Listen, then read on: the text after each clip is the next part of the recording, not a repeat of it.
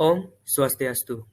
Assalamualaikum warahmatullahi wabarakatuh. Shalom, nama budaya, salam sejahtera untuk kita semua.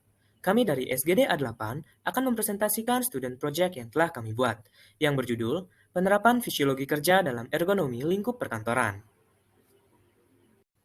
Sebelumnya, perkenalkan nama saya Imade Yogi Satria Dharma Putra dengan NIM akhir 202. Adapun daftar isi dari student project kami, yaitu latar belakang, rumusan masalah, tujuan dan manfaat, konsep dasar fisiologi kerja dan ergonomi, konsep dan tujuan ergonomi dalam lingkup perkantoran, struktur dan fungsi otot yang mendukung fisiologi ergonomi kerja, metabolisme pada pekerja kantor, kardiorespiratory capacity dan energi expenditure pada pekerja perkantoran, masalah fisiologis yang dapat timbul saat melakukan aktivitas perkantoran serta pencegahannya, dan kesimpulan. Baik, terima kasih atas kesempatan yang telah diberikan. Perkenalkan, nama saya Jen Kusyawasa dengan 3 digit NIM terakhir 203. Pada kesempatan kali ini, saya akan memaparkan latar belakang dari penulisan student project kami. Salah satu jenis pekerjaan yang banyak dilakukan di era modern dan globalisasi adalah bekerja di sektor formal, termasuk bekerja di lingkungan perkantoran.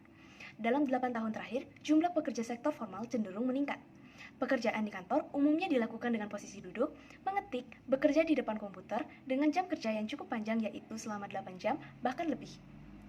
Hal ini dapat menimbulkan stres fisik dan psikologis yang menyebabkan kelelahan, hilangnya konsentrasi, yang dapat berakibat pada gangguan kesehatan, bahkan kecelakaan kerja. Pada tahun 2018, ILO melaporkan sebanyak 400 juta pekerja dari hampir 1,8 miliar total pekerja di seluruh dunia harus bekerja lebih dari 49 jam per minggu. Hal ini meningkatkan bahaya cedera 61% lebih tinggi. Di negara berkembang, siklus bekerja berlebihan menyebabkan 22% pekerja mengalami gangguan fisik.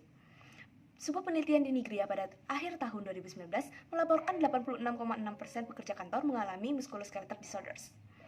Kelelahan merupakan faktor resiko terjadinya kecelakaan kerja dan masalah kesehatan yang berdampak pada kualitas hidup pekerja.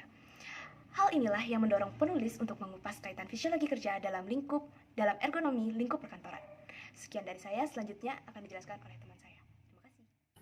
Rumusan masalah dari student project kami yaitu apa yang dimaksud dengan konsep serta tujuan fisiologi kerja dan ergonomi, apa saja yang mendukung proses fisiologi dalam tubuh pada saat melakukan aktivitas, apa saja masalah fisiologi yang dapat timbul saat melakukan aktivitas perkantoran, dan apa saja cara mencegah timbulnya masalah saat melakukan aktivitas perkantoran.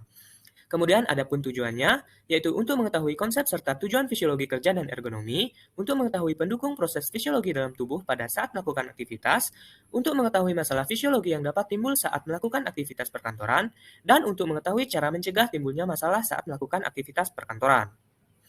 Adapun juga manfaat dari penulisan student project kami yaitu yang pertama manfaat akademis. Menambah wawasan dan informasi dalam memahami fungsi fisiologis tubuh, dapat menambah pengetahuan mengenai ergonomi fisiologi dalam dunia perkantoran. Kemudian, makalah ini dapat dijadikan sebagai acuan referensi dalam pembuatan karya tulis selanjutnya. Manfaat praktis yaitu sebagai media referensi bagi pihak teknisi perancang alat kerja dalam membuat alat yang ergonomis dan sebagai wawasan bagi pekerja kantor sehingga dapat memerhatikan cara kerjanya untuk menghindari gangguan kesehatan. Sekian, terima kasih, akan dilanjutkan oleh rekan saya. Baik, terima kasih atas waktu yang diberikan pada saya. Perkenalkan, nama saya Kaditya Pemana dengan NIM 220251197. Di sini saya akan membahas mengenai konsep dasar fisiologi kerja dan ergonomi. Sebelum itu, kita harus mengetahui apa itu fisiologi. Fisiologi berasal dari dua kata dalam bahasa Latin, yaitu physio yang berarti asal-usul atau alam, dan logos yang berarti ilmu pengetahuan atau kajian. Sehingga fisiologi ialah ilmu yang mempelajari mekanisme pada tubuh manusia dalam keadaan normal. Lalu, apa itu fisiologi kerja? Fisiologi kerja atau work fisiologi ialah ilmu yang mempelajari perubahan-perubahan yang terjadi pada tubuh manusia secara fisiologi yang disebabkan oleh paparan stres pada otot dalam melakukan aktivitas fisik. Lalu apa itu ergonomi? Ergonomi berasal dari dua kata dalam bahasa Latin yaitu ergon yang berarti kerja dan nomos yang berarti aturan. Sehingga ergonomi ialah studi yang mempelajari kemampuan, keterbatasan, dan performa manusia untuk merancang sistem kerja yang produktif, aman, sehat, dan nyaman. Lalu apa kaitannya dengan semua ini? Jadi kaitannya adalah di mana fisiologi adalah sebagai dasar untuk kita mempelajari mekanisme pada tubuh manusia dalam keadaan normal. Lalu saat pada lingkungan pekerjaan, fisiologi kerja sebagai ilmu yang mengamati atau mempelajari di mana perubahan-perubahan yang terjadi pada tubuh manusia dan ergonomi sebagai ilmu yang memberikan solusi apa yang harus dilakukan agar tubuh kita tetap aman, nyaman, dan produktif dalam walaupun melakukan pekerjaan. Sekian dari materi saya lanjutkan kepada teman saya. Perkenalkan, nama saya Gede Suputardo Parmarta dengan 3 digit NIM terakhir 209. Di sini saya akan menjelaskan konsep dan tujuan dari ergonomi dalam lingkup perkantoran. Keadaan serta kondisi yang sehat sangat diperlukan untuk menunjang kesehatan. Untuk mencapai tersebut, tentunya harus diterapkan di semua aspek kehidupan, termasuk di tempat kerja dan perkantoran. Nah, pada zaman sekarang ini pastinya tuh dibutuhkan adanya yang namanya ergonomi, karena setiap pekerja tuh selalu menghabiskan waktunya di meja, di depan komputer, dan di ruangan perkantoran. Nah, di sini tuh ada 3 bahaya ergonomi, yaitu bahaya terkait pekerjaan yang terdiri dari durasi dan beban pekerjaan, bahaya dalam bentuk peralatan atau aksesoris, terus bahaya terkait pekerjaan atau tempat kerja. Nah, tentunya ergonomi ini memiliki akibatnya, yaitu seperti akibat pada mata seperti astenopia, terus ketegangan otot leher seperti tension headache atau frozen shoulder, dan gangguan muskuloskeletal.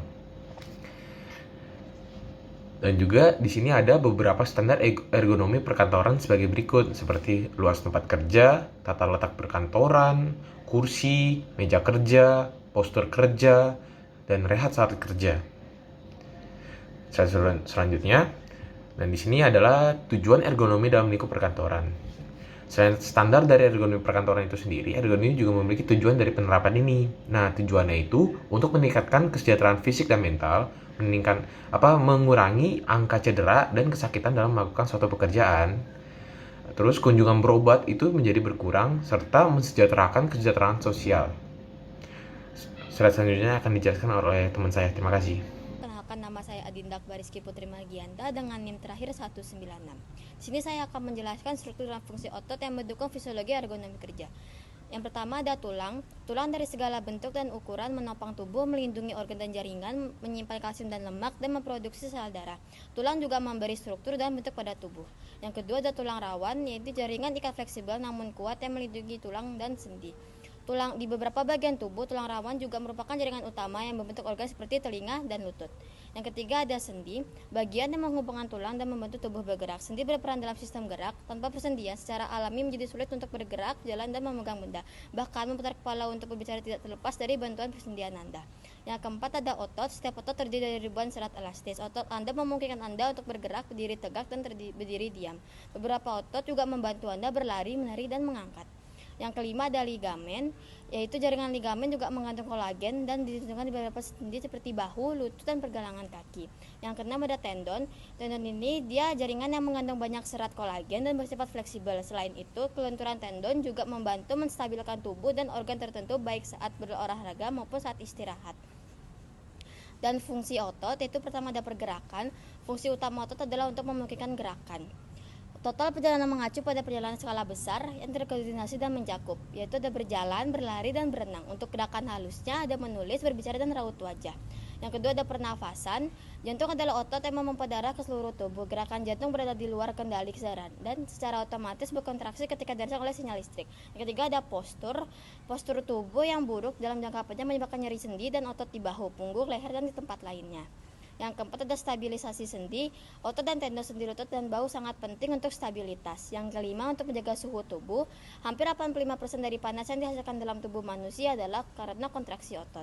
Yang keenam itu perlindungan tubuh. Itu tulang belakang dan tulang rusuk memberikan perlindungan tambahan. Otot juga melindungi tulang dan organ dengan menyerap kejutan dan mengurangi gesekan sendi. Yang terakhir ada penglihatan. Otot-otot bekerja dengan cepat dan tepat, memungkinkan mata untuk yang pertama mempertahankan citra yang stabil, yang B memperhatikan daerah sekitar, dan C melacak benda yang bergerak. Sebelumnya, perkenalkan nama saya Putri Sylvia Salim dengan NIM akhir 204. Di sini saya akan menjelaskan mengenai metabolisme kerja. Sebelumnya, metabolisme kerja ini dibagi menjadi dua, yaitu metabolisme kerja dengan sistem aerob dan anaerob. Di sini saya akan menjelaskan mengenai metabolisme kerja dengan sistem aerob, di mana pada sistem aerob terdapat pernapasan yang dibedakan menjadi dua macam apabila dilihat dari organ yang terlibat dalam proses inspirasi dan ekspirasi, yang diantaranya yaitu terdapat pernapasan dada dan pernapasan perut. Dalam melakukan pekerjaan, terdapat suatu kapasitas yang harus diperhatikan dengan tujuan untuk memaksimalkan tubuh dalam menghasilkan energi, memperoleh oksigen, serta mengisi ketersediaan zat-zat gizi bagi tubuh. Kapasitas yang dimaksud di sini yaitu kapasitas aerobik maksimal, yang dimana dapat ditentukan dengan mengukur volume maksimal oksigen yang dihirup oleh seseorang per satuan waktunya. Di sini juga terdapat 4 tahapan dalam respirasi aerob, yang diantaranya yang pertama adalah glikolisis, yang kedua dekarboksilasi oksudatif, yang ketiga adalah siklus Krebs, dan yang terakhir yaitu rantai transport elektron, yang dimana dari keempat tahapan tersebut akan menghasilkan 36 ATP dan 1 molekul glukosa yang nantinya akan digunakan tubuh dalam reproduksi, transportasi, kontraksi otot, dan sebagai alat gerak lainnya. Sekian dari saya, untuk metabolisme kerja pada sistem anaerobnya akan dijelaskan oleh teman saya. Baik, perkenalkan, nama saya Priti Karulimbana dengan 3 digit NIM terakhir 200. Saya akan menjelaskan tentang metabolisme anaerob. Respirasi anaerob adalah proses respirasi yang tidak memerlukan oksigen. Contoh dari proses ini adalah proses fermentasi. Respirasi anaerobik dapat terjadi pada manusia dan hewan ketika tubuh membutuhkan energi dengan cepat. Berdasarkan hal tersebut, ada 2 jenis respirasi anaerobik yang dilakukan oleh organisme. Yang pertama yaitu fermentasi alkohol. Proses fermentasi alkohol dimulai dengan pemecahan 1 molekul glukosa menjadi 2 molekul pirufat. Yang kedua yaitu fermentasi asam laktat, yaitu dilakukan oleh sel otot dan sel lain bakteri asam laktat. Kelelahan otot didefinisikan sebagai ketidakmampuan otot untuk mempertahankan atau menghasilkan kekuatan atau hilangnya kemampuan otot untuk berkontraksi untuk menghasilkan kekuatan yang mengakibatkan relaksasi otot yang jauh lebih lambat. Salah satu penyebab utama kelelahan otot adalah penipisan glukosa akibat olahraga berat atau berkepanjangan. Contohnya pada pekerja kantor. Pekerja kantor harus meninggalkan meja mereka sebentar setiap 2 menit untuk istirahat dan berjalan setelah makan untuk menurunkan kadar glukosa dan insulin. Setelah makan, gula darah naik diikuti dengan lonjakan insulin. Namun pada penderita diabetes tipe 2, proses ini terganggu menyebabkan kadar insulin dan gula darah meningkat. Secara keseluruhan, bangun dari kursi dan melakukan aktivitas ringan setiap 2 menit mengurangi peningkatan glukosa total rata-rata 24% dibandingkan dengan mereka yang tetap. Perkenalkan, nama saya Madista Palawai Kunta dengan NIM 2202511199. Saya akan menjelaskan tentang cardiorespiratory capacity. Cardiorespiratory capacity merupakan suatu kapasitas mempertahankan usaha dinamis dengan intensitas sedang dan tinggi dalam kurun waktu yang lama, di mana cardiorespiratory capacity ini berkaitan dengan kemampuan tubuh kita dalam menangkap, mengangkut, dan menggunakan oksigen untuk menghasilkan energi yang nantinya akan digunakan oleh otot. Beberapa bagiannya yaitu kapasitas inspirasi, kapasitas residu fungsional, kapasitas vital, dan kapasitas paru total. Kapasitas inspirasi merupakan penjumlahan dari volume tidal dan volume cairan inspirasi, biasanya dengan kisaran volume 3.500 ml. Kapasitas residu fungsional itu merupakan jumlah udara sisa atau residu di dalam paru dari suatu proses inspirasi normal, yang biasanya dengan volume 2.300 ml. Kemudian kapasitas vital merupakan jumlah dari udara yang dikeluarkan oleh seorang secara maksimum setelah melakukan inspirasi dan secara maksimum dan juga ekspirasi secara maksimum, yang biasanya memiliki volume 4.600 ml. Kapasitas paru total merupakan volume paru maksimum yang dapat dikembangkan sebesar mungkin dengan percepatan sekuat mungkin, biasanya memiliki volume kira-kira 5.800 ml. Nah, pada saat kita melakukan pekerjaan di perkantoran, tentunya kita bekerja dengan aktivitas fisik yang sedikit, di mana hal dapat mempengaruhi cardiorespiratory seseorang dengan aktivitas fisik yang sedikit seperti orang-orang yang bekerja di perkantoran. Saat melakukan aktivitas fisik yang banyak, tentunya akan meningkatkan kebutuhan oksigen dari orang tersebut, karena oksigen merupakan molekul penurunan pembentukan energi bagi tubuh kita. Peningkatan pada daya tahan cardiorespiratory disebabkan karena respon aktif dari sistem berbagai organ dalam. Sekian dari saya, terima kasih. Saya akan lihat teman-teman saya. Baik, terima kasih atas waktunya. Perkenalkan, nama saya Desa Gunia Pramasi Dewi dengan 3 digit yang terakhir 195. Saya akan melanjutkan presentasi dari energi ekspenditur. Energi ekspenditur dapat didefinisikan sebagai energi yang dibutuhkan untuk melangsungkan kehidupan atau energi yang digunakan untuk proses dasar berlangsung kehidupan. Energi ekspenditur terbagi menjadi 2, yaitu basa energi ekspenditur atau biasa disebut dengan basa metabolic rate atau BMR, dan total energi ekspenditur. Yang pertama yaitu basa energi ekspenditur atau biasa disebut dengan basal metabolic rate, merupakan jumlah minimal yang diperlukan oleh tubuh untuk melangsungkan fungsi fisiologis atau internal work. BMR dinyatakan dalam kondisi dasar karena BMR diukur saat subjek berbaring dalam kondisi sadar di ruangan yang nyaman, hangat, dan secara fisik serta mental dalam keadaan tenang. Nilai BMR dipengaruhi oleh berat badan, usia, jenis kelamin, dan juga tinggi badan. Untuk total energi ekspenditur atau TI didefinisikan sebagai pengeluaran energi total seseorang yang dihasilkan dari 3 komponen, yaitu laju metabolisme basal, efek asupan makanan, dan juga aktivitas fisik. Metabolisme basal menyumbang 10-20% terhadap pengeluaran energi tubuh. TI juga dipengaruhi oleh efek termik makanan. Efek termik makanan memiliki definisi energi panas yang dihasilkan dari pemecahan makanan menjadi energi dalam bentuk ATP yang digunakan untuk melakukan aktivitas fisik. Makanan yang masuk hanya 50-60% saja dipecah menjadi ATP. Mungkin sekian dari saya, bisa dilanjutkan oleh teman saya. Baik, perkenalkan, nama saya Putri Sintia dengan NIM akhir 206. Jadi masalah fisiologis bagi pekerja kantoran dapat timbul jika pekerjaan, peralatan, serta lingkungan kerja tidak dirancang dengan baik. Untuk gangguan yang dapat terjadi yaitu musculoskeletal disorder, computer vision syndrome, metabolic syndrome, serta sick building syndrome. Untuk musculoskeletal disorder ada carpal tunnel syndrome yang merupakan kompresi saraf median di pergelangan tangan yang dapat menyebabkan mati rasa, kelemahan, kesemutan, atau pengecilan otot di tangan dan jari. Lalu ada cedera dan sakit punggung yang terjadi lebih dari 54% pada kelompok pekerja operator, perakit, serta buruh. Selanjutnya ada artritis, yang merupakan radang sendi yang gejalanya dapat berkembang dari waktu ke waktu. Lalu ada cumulative trauma disorder yang disebabkan perilaku kerja yang berulang dan tidak wajar, serta jenis pekerjaan yang melibatkan penggunaan otot atau pengerahan tenaga di luar kemampuan seseorang. Selain musculoskeletal disorder, ada CVS atau computer vision syndrome, yang merupakan sekelompok masalah mata dan penglihatan yang disebabkan oleh terlalu lama melihat layar digital, termasuk gejala ketegangan mata, gejala permukaan okular, gejala visual, serta gejala ekstraokular. Lalu, masalah selanjutnya ada metabolic syndrome, yang berupa penyakit jantung koroner, kanker, dan stroke yang menjadi penyebab utama dari kematian bagi para pekerja. Untuk penyebabnya ada dislipidemia aterogenik, peningkatan tekanan darah dan kadar glukosa plasma, keadaan protrombotik, serta proinflamasi. Ada juga beberapa faktor perilaku pada pekerja yang dapat berkontribusi terhadap perkembangan sindrom metabolik seperti gaya hidup. Selanjutnya ada sick building syndrome, yang disebabkan oleh tercemarnya udara di dalam ruangan oleh radikal bebas yang berasal dari dalam dan luar ruangan. Untuk faktor-faktor yang berhubungan meliputi kualitas udara yang dipengaruhi oleh ventilasi, kelembaban, suhu ruang, serta kontaminasi mikrobiologi. Itu dapat dari pencemaran udara tersebut bagi tubuh yaitu iritasi selaput lendir, iritasi hidung bersin dan gatal, gangguan neurotosik, gangguan paru dan pernafasan, gangguan kulit, gangguan saluran cerna, serta gangguan perilaku dan gangguan saluran kencing. Perkenalkan, saya Pandey Srisha Farlandari dengan 3 digit NIM akhir 205. Saya akan mempresentasikan tentang pencegahan dari masalah yang timbul pada ergonomi perkantoran. Yang pertama, mengatur intensitas cahaya layar agar mata dapat bekerja dengan nyaman dan mengatur waktu istirahat mata minimal selama 15 menit untuk menghindari computer vision syndrome. Lalu, menempatkan posisi postur saat bekerja dengan mengatur tinggi dan rendahnya meja atau kursi untuk menghindari keluhan musculoskeletal disorder. Gangguan pada otot juga dapat menimbulkan gangguan pada pergelangan yang disebut carpal tunnel syndrome yang dapat dihindari dengan tidak terlalu lama menggenggam perangkat digital dan melakukan peregangan pada pergelangan tangan ketika sudah merasa lelah agar tidak memaksa otot untuk bekerja berlebih dengan penekanan. Lalu kurangnya bergerak pada aktivitas perkantoran juga dapat menyebabkan sindrom metabolik yang dapat dicegah dengan menerapkan pola hidup sehat. Melakukan aktivitas fisik yang teratur juga diperlukan di sela-sela kesibukan perkantoran untuk menjaga metabolisme tubuh. Pencegahan ini juga dapat dilakukan untuk menghindari terjadinya artritis yang menyerang sistem organisme. Sekian presentasi dari saya, terima kasih. Baik, terima kasih atas kesempatannya. Sebelumnya perkenalkan nama saya Ana Agung Ayu Asiningsih dengan 3 digit NIM terakhir 210. Mohon izin untuk menyampaikan kesimpulan baik yang terdapat pada paper maupun yang telah disampaikan oleh teman-teman saya tadi. Fisiologi kerja merupakan ilmu tentang perubahan fisiologi pada tubuh manusia yang dipengaruhi paparan stres selama aktivitas kerja.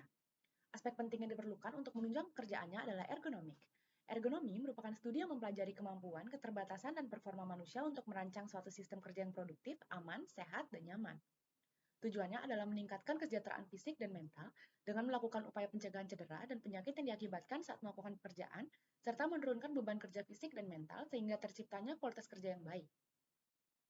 Saat melakukan sebuah aktivitas, manusia mengalami serangkaian proses yang mendukung proses fisiologi seperti pada sistem gerak atau muskuloskeletal, sistem kardiorespirasi, dan proses metabolisme tubuh baik aerob yang memerlukan oksigen maupun anaerob yang tidak memerlukan oksigen untuk menghasilkan sebuah energi. Beberapa masalah yang timbul apabila kondisi pekerja pegawai kantor tidak ergonomis yaitu seperti gangguan pada otot dan rangka atau musculoskeletal disorder, cumulative trauma disorder, computer vision syndrome, metabolic syndrome, serta sick building syndrome. Oleh karena itu, aktivitas dalam bekerja harus disesuaikan dengan fisiologi kerja berdasarkan prinsip ergonomi sehingga menciptakan lingkungan kerja yang sehat, aman, nyaman, dan meminimalisir gangguan kesehatan. Pencegahan yang dapat dilakukan oleh pegawai kantor adalah dengan memperhatikan postur saat bekerja dan melakukan peregangan untuk menghindari musculoskeletal disorder, serta memperhatikan kenyamanan mata untuk menghindari terjadinya computer vision syndrome atau CVS. Menerapkan pola hidup sehat juga diperlukan untuk menjaga kestabilan metabolisme tubuh agar terhindar dari metabolic syndrome, serta meluangkan waktunya untuk mencari udara segar demi menghindari sick building syndrome. Baik, sekian presentasi dari kami. Mohon maaf apabila ada kesalahan kata, baik yang kami sengaja ataupun tidak. Saya tutup dengan Param Santi.